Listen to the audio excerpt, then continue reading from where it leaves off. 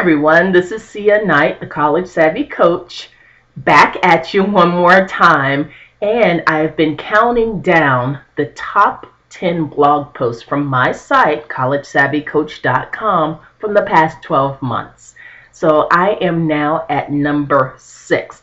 And number 6 is a particular favorite of mine. And it is called A Sixth Grader Taking Algebra? Question mark. And in this blog post, one thing that I talk about are things to consider before accelerating your student in mathematics. Now, sometimes parents think that, oh my gosh, Skippy is a genius. He has been recommended to take this higher level course, and I'm going to automatically go for it. And what I wanted to do is to bring out some information that I've had in my experience as a director of student services at a middle school. And I wanted to let you know 3 things to consider before accelerating your students in math. Number 1, if your student advances in math in middle school, please know that they're going to be on a track that they're going to not be able to get off when it comes to high school.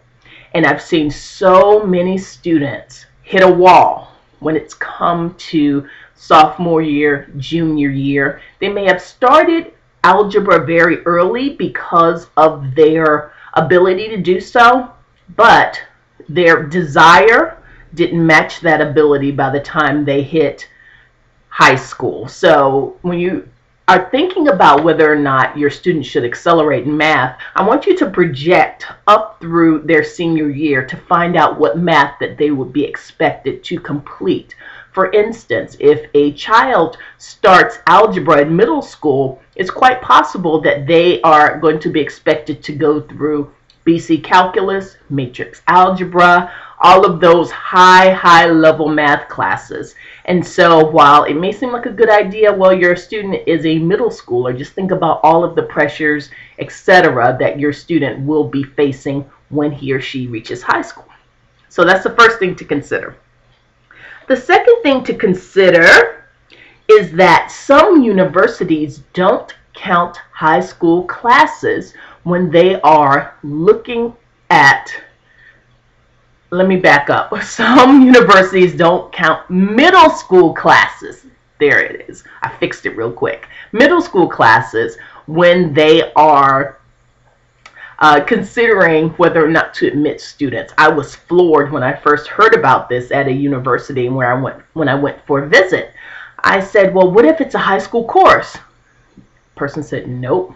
I said, well, what if it is, and again, I kept saying in a different way. She said, no, we don't count high school courses until they are in high school. So keep that in mind. If you think you're giving your students an edge, think about whether or not you would do that if you didn't think it would help in the college admissions process. Okay, that's the second thing. And the third thing is one of my favorite mantras when I was a school counselor. It's just because your student can do something, it doesn't mean that they should do it. So your student may have the ability to complete that work, but you have to factor in other commitments. If she is a world-class gymnast and has practiced 4 or 5 days a week for 2 or 3 hours after school, that might be something that will continue into high school. And also kind of keep that in mind when you are trying to balance your students' course loads.